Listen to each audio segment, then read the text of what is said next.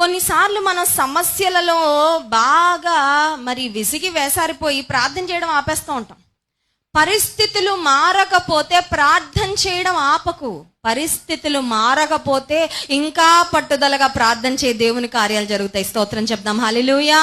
ఇశ్రాయేలు మొరపెట్టారంట. ఎప్పటి వరకు మొరపెట్టారు?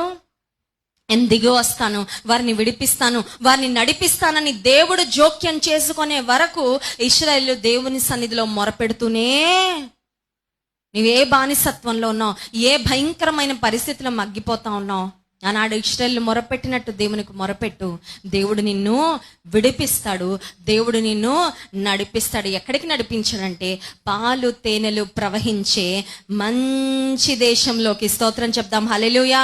ఐగుప్తు ఒకప్పుడు మంచి దేశంగా కనబడింది, బట్ నాట్ ఎనీమోర్. ఇందాక అన్నాను కదా, కొంతమంది దొరకగానే అబ్బా వరం అనుకుంటాం, ఆ తర్వాత వీళ్ళెందుకు దొరికారా, జీవితంలో వీళ్ళెందుకు ఎదురుపడ్డారా అనిపిస్తే అలాంటిది కాదండి.